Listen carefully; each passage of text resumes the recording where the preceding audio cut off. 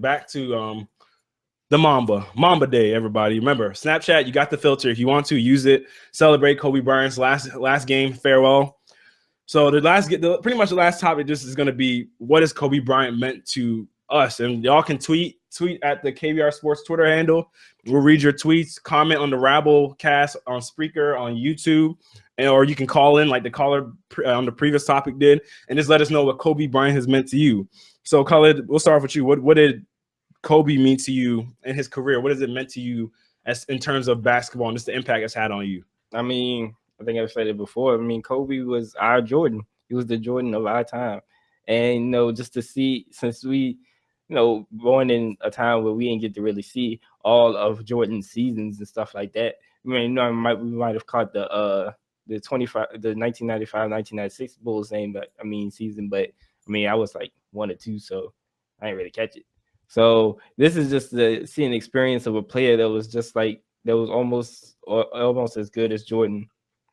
And it's just amazing. I mean, my man dropped 81 points in a game. Only other person to drop more points was Wilt Chamberlain.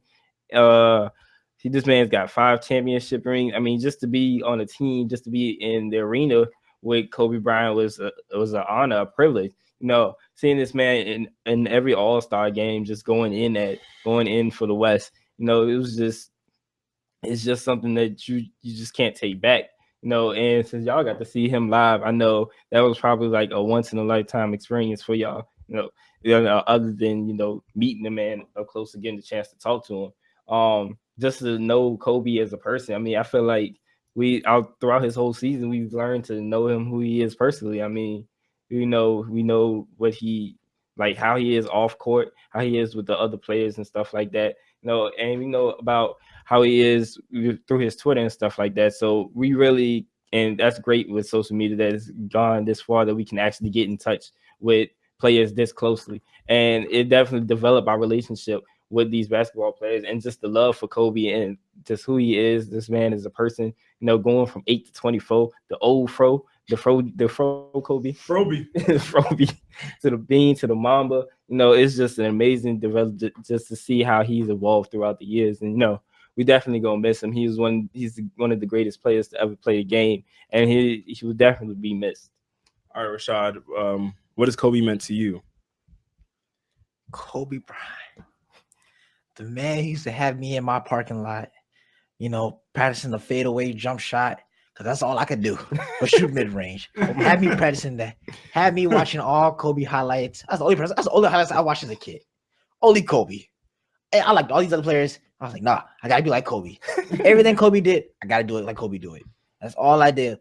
Practice Kobe constantly. It's just watching someone so great and so like inspiring to the basketball game is phenomenal for me. It was like a state of euphoria, because I was just like, I want to be just like this man, Kobe. I've seen Kobe be dominant and great in his career. I've seen him play with probably the most dynamic duo with him and Shaq. I've seen him win championships with him, Paul Gasol, and Andrew Bynum. I was actually in Orlando when he won his last championship. It was just everything about Kobe's career has just been amazing to me, and it's just something I will miss. And I mean, I don't feel like no player can ever give me that love like Kobe is giving me. You know what I'm saying? Like, I just don't feel like I can never find that same appreciation for another player like I did Kobe, because Kobe was on another. Like, I appreciate Kobe more than I do Michael Jordan. You know what I'm saying? It's just Kobe is that guy. And so next for me is Paul George. Really like you see the big drop in greatness levels. So I'm just like, man, it's gonna be sad Wednesday. Today actually, it's gonna be sad. Yeah, man. And the Lakers suck. You just had to slip that in before. Because how do you? It hurts me so bad to see somebody that's been so great for so long have to go out this way.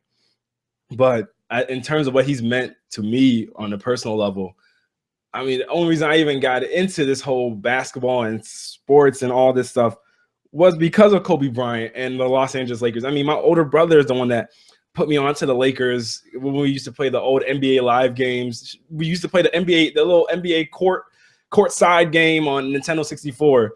and we use the NBA Lakers. Street. Yeah, man, like all the old games with Kobe. Like the one with Kobe on the cover. Yeah, man, I those remember old games. this. Yeah, you remember, I right? remember. Yeah, you know, it's Oh, man. all the old stuff, and Starring Kobe Bryant. yeah, exactly. And Kobe's always just been that guy that no matter what he went through, I mean, regardless of what happened in Colorado, all the things that Kobe's been seen as, whether people thought he was arrogant, he was cocky, this and that. What Kobe never did to you was cheat you on the basketball court. Kobe always gave you his best. You never left an arena with Kobe Bryant feeling as though he didn't give you his all on that court that day. And so that's one of the things that's the kind of thing that separates a Kobe Bryant from any other player.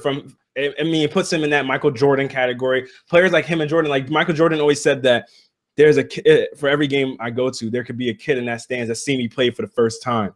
So I want to give him an experience, him or her an experience that they've never had before.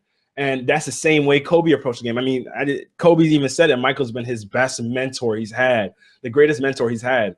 And you see it in the semblance of how they play, how they both like so many people say Kobe is like the Jordan of our era because, I mean, the 5 championships, him and Shaq, obviously, you wonder how many championships they could have won together.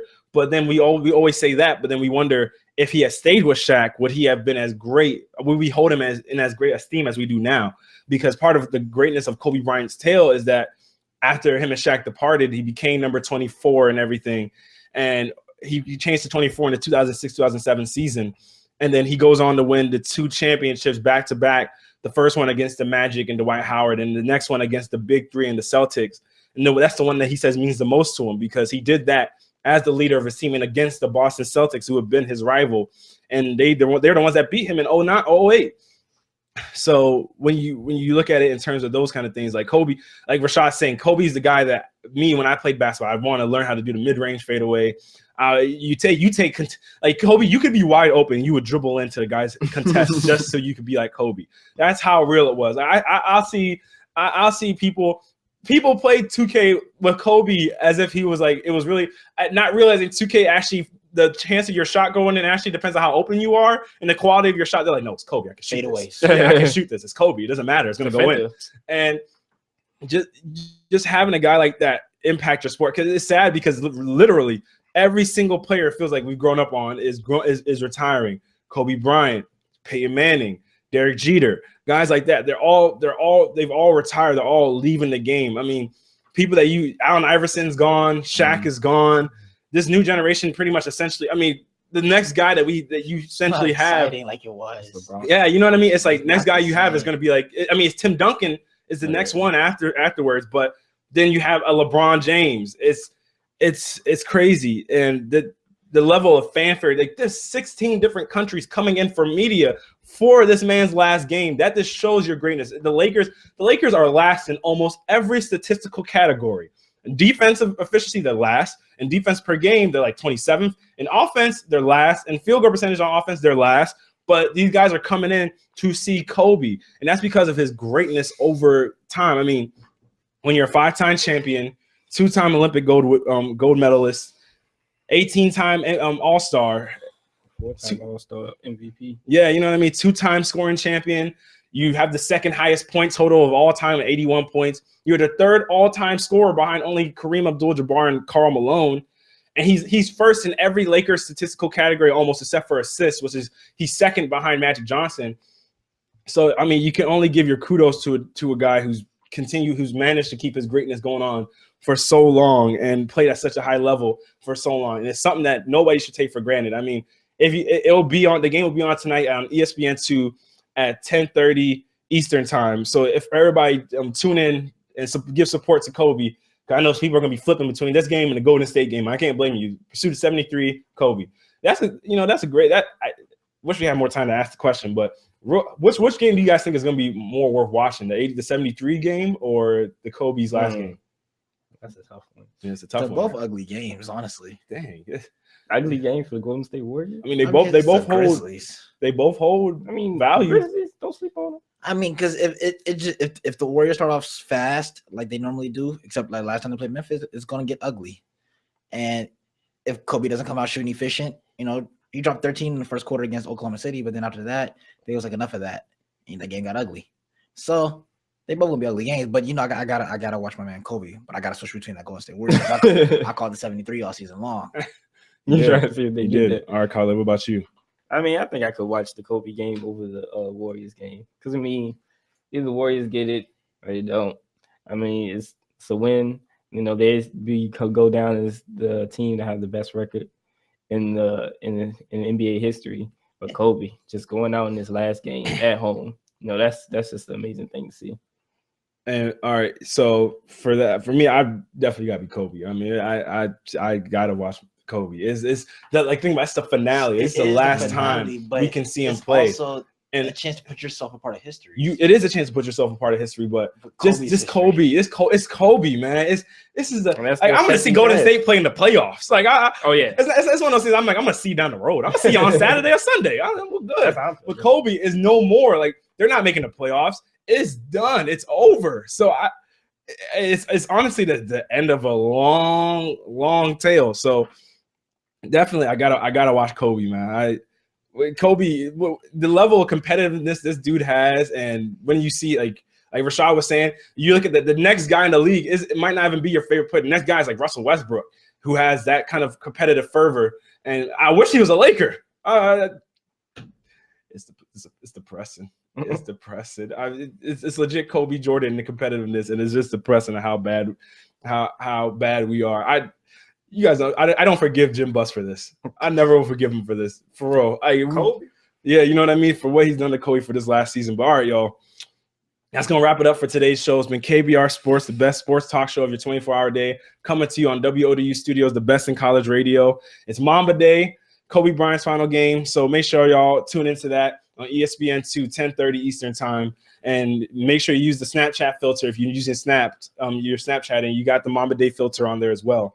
And if y'all do take snaps, tweet it at us. Like save the picture and tweet it. Yeah, that'd be pretty dope. Yeah, definitely. And I was gonna say something. Oh, for those of you that missed the first part of our show, we're gonna be uploading that to our KBR Sports YouTube channel, so y'all can watch the first half of the show where I pretty much went on a tirade about the Lakers because they deserved it, and you can see the reaction that both these guys had to that as well.